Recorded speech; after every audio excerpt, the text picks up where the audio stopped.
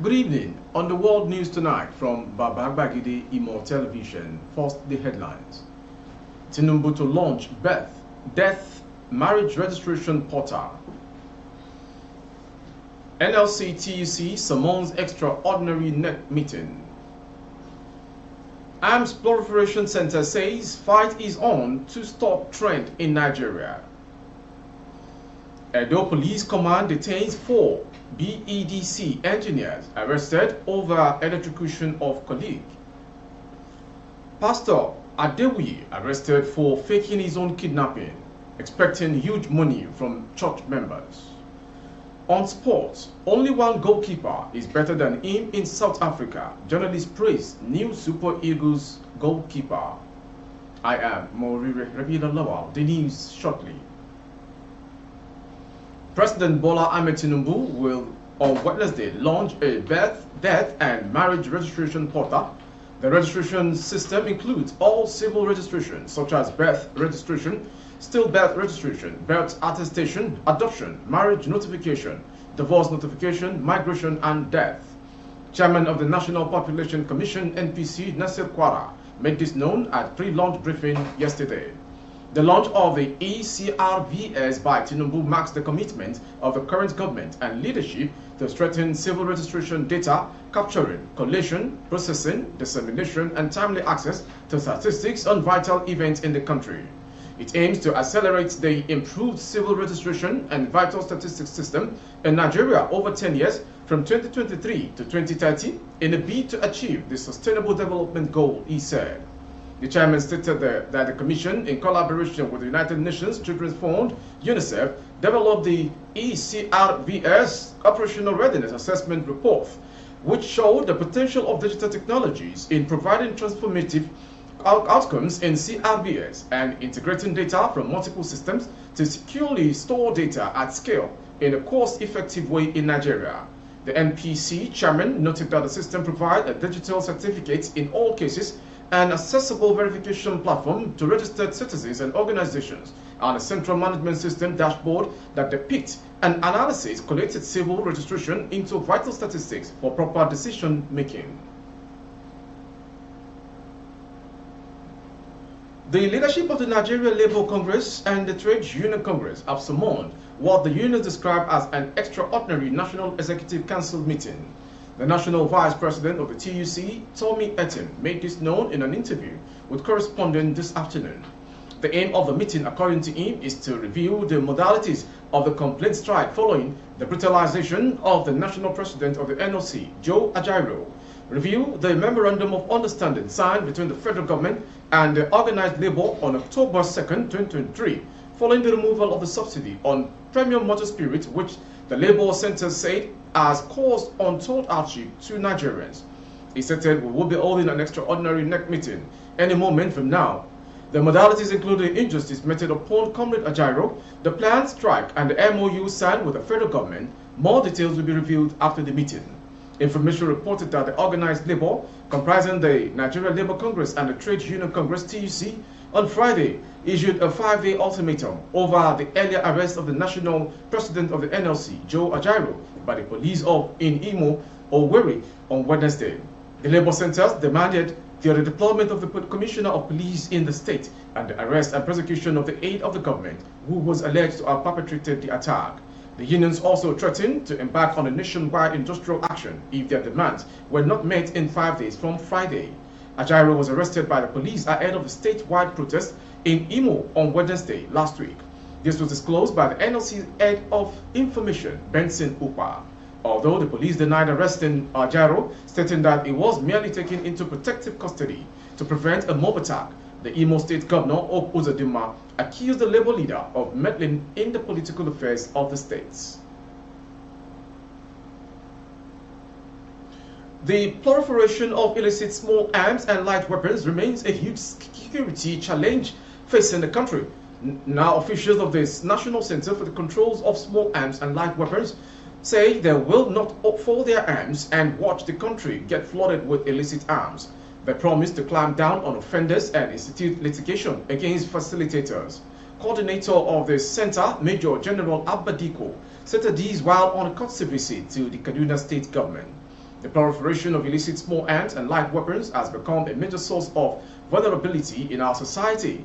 It stands out as a key driver of violent conflict, crime, and terrorism within and beyond the Nigerian borders. The failure of the global community to control its inflows has continued to undermine national security and significantly hinder development in African countries, as seen in some regions in northern Nigeria. National Coordinator of the Nigerian Center for Control of Small Arms and Light Weapons is promising to clamp down on the offenders. The center also applied and has been given a plot of land for the development of the Northwest Zone office in Kaduna. Mr. Diko insists that the ECOWAS Treaty of Free Trade won't be accepted as an excuse for the movement of illicit arms into the country. Kaduna state government officials pledged to give the commission their full support. Nigeria is the 14th among the 15 member countries of ECOWAS to set up an agency to control illicit arms flow.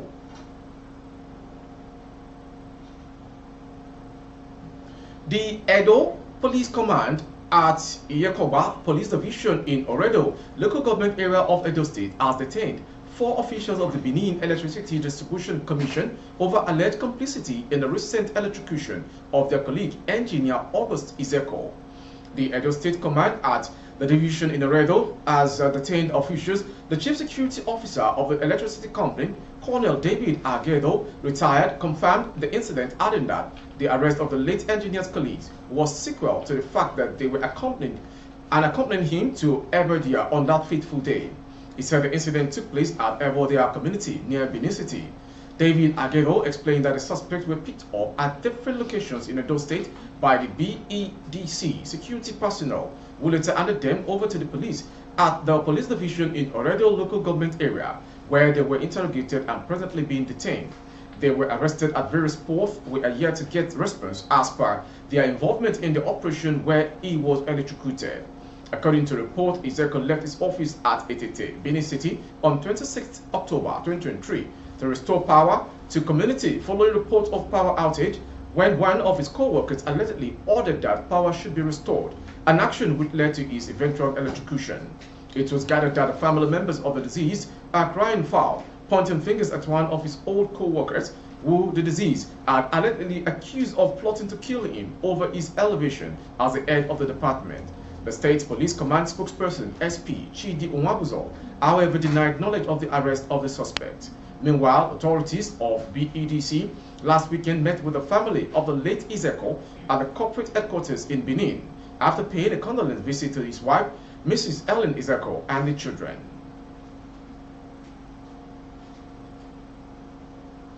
A Nigerian pastor, Adegoke Adewiyi, has been arrested by the Ekiti State Police for allegedly staging his own kidnapping and demanding 3 million naira from his congregation. Adewiyi and his accomplice were apprehended at a hotel where they had orchestrated the scam, feigning a hostage situation to their unsuspecting church members. Authorities intervened before the congregation could gather the requested money. Following his arrest, Adewiyi blamed his actions on the work of the devil, expressing regrets only after his arrest. The Christian Association of Nigeria (CAN) has denounced Adewiyi's action as ungodly and unbiblical, with Chairman Reverend Joshua Orikobe stating that such behavior tarnishes the reputation of the Christian community at large.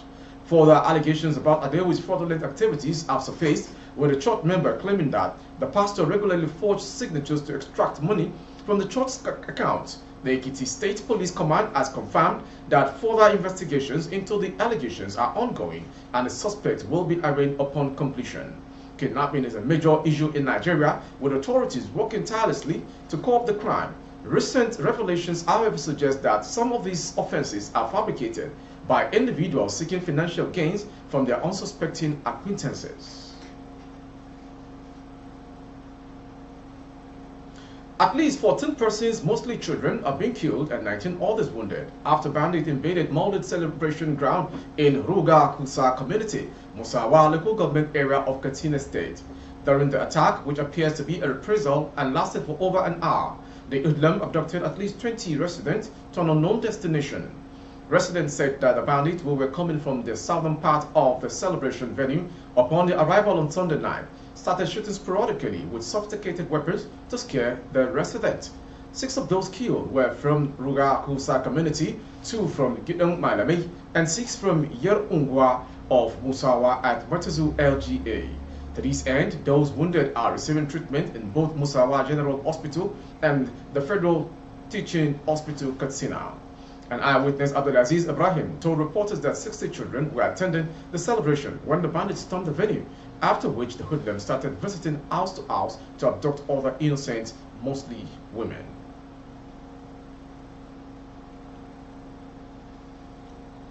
Detectives in the region and district have apprehended a heartless mother for making an awful act to her two children and burying them in the sitting room of the house. The mother has been identified as Wase Rose, a 27-year-old housewife in a village, for alleged double murder of her children, who she had with Kogal Paul, 23-year-old police peasant of the same village. The mother's children were identified as Babir China, age 5, and Claire Soweti, 1-year-old victim female. According to police report, the suspect buried the children in their sitting room around the area on the 27th of last month, 2023. When her husband, Kagulda Paul, was doing casual work in town district. The father of the children returned home and found his wife alone at home and their two children missing. The suspect failed to give a clear explanation to her husband, which prompted him to inquire from the neighbors, who told him how they seen the two children before the act. He searched around the home and later established a fresh thing in the compound where he found the children. The suspect was arrested immediately and handed over to police, who are going on with interrogation. The scene was cordoned off and revisited on the 31st of last month, 2023, by a team of investigative and forensic experts from the Kira region. The father of the two, who is a traditional healer, was arrested to help in investigation after the bodies of the children were found missing. The same incidents make the police spokesperson for the arrangement are now in place to recover a body, which the mother admitted to having buried them in cassava garden next to their compound. It is very painful that the deed happened. We were supposed to protect them. We believe every child has a right to life, no matter the circumstances under which they live in. The suspect has been charged with 2 counts of murder.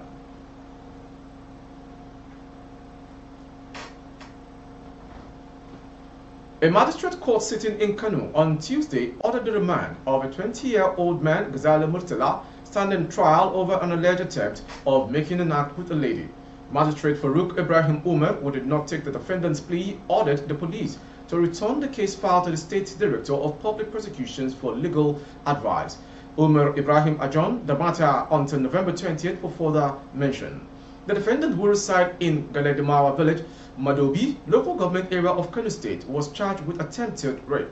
The prosecutor, Mr. Ibrahim Arif Garba, informed the court that the defendant admitted and committed the offense on September 21st at about 9 a.m. in the bush along Solbawa village in Remingado, local government area of the state. He told the court that the defendant blocked the lady and forcefully attempted to make the act, but was rescued. Arif Garba said the offense contravened the provisions of Section 95 of the Penal Code of the States. You are watching the world news from Baba Bagide Imo Television. Next to come. Shortly after an explosion erupted at the Canada High Commission in Abuja, the North American country says it is probing the incident. Canada also joined the United States and United Kingdom in issuing a warning against non-essential travel to Nigeria. On Monday, the High Commission witnessed a fire outbreak that killed 2 persons and injured 2 others. Shortly after the incident, the Canadian Foreign Minister, Malin Joly, issued a statement on X mourning the victims of the explosion. We can confirm that there was an explosion at our High Commission in Nigeria. The fire is out and we are working to shed light on what caused the situation. I send my heartfelt condolences to the families of the 2 people killed in this tragedy, she said. We can confirm there was an explosion at our High Commission in Nigeria. Also, Canada's High Commission in Nigeria said on social media that it had temporarily suspended operations until further notice. However, the Commission was silent on Monday's explosion, issuing a travel advisory and warning against non-essential travel to Nigeria, including the capital Abuja. It blamed the decision on the unpredictable security situation throughout the country and the significant risk of terrorism, crime, intercommunal clashes, armed attacks, and kidnapping. Finally, on sports. In his bid to nip the goalkeeper crisis in the senior national team of Nigeria, head coach of the senior national team of Nigeria, Yossi Peseiro, has made contact with Chippa United shortstopper Stanley Nwabali. Information can exclusively reveal that the talks have taken place with the 27-year-old, and he has been added to the preliminary list of players called up for the start of the World Cup qualifiers in November. However, there is no definite decision on his inclusion in the final list of 23 players for the game, with Peseiro still keeping faith in a trio of Adebayo Adeleye, Maduka Okoye, and first choice Francis Uzoho. Speaking on the abilities of the former Eyimba of Aba shortstopper, Rob Edwards says he is probably the second best goalkeeper, only behind the first choice goalkeeper of the senior national team of South Africa, Rowan Williams. Nwabali is easily the second best goalkeeper in the PSL, Premier South African League. I will pick Williams Mamelodi Sundowns over, but when you consider the teams they play for, then you will have to respect Nwabali, Edwards told. Take a look at Nwabali numbers and you will see how identical it is to that of Williams. They both have 5 clean sheets from the first 10 games of the season so far, even though one plays for a modest team while the other plays for a team that is about the best in the league.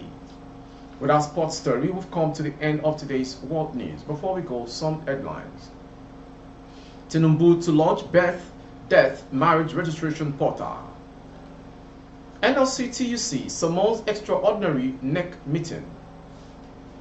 Arms Proliferation Center says fight is on to stop trend in Nigeria.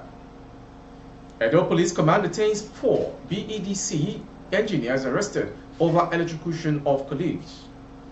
Pastor Adewi arrested for faking his own kidnapping to get huge money from unsuspecting church members. On sport, we brought to you only one goalkeeper is better than him in South Africa as a whole. For update of our broadcast on YouTube, our handle is Baba Bagede Imo Television. Kindly subscribe and click on the notification bell. Select option all to access all of our broadcasts. On Facebook, Bagede Imo with Alawiye Adebayo. Please like and follow the page.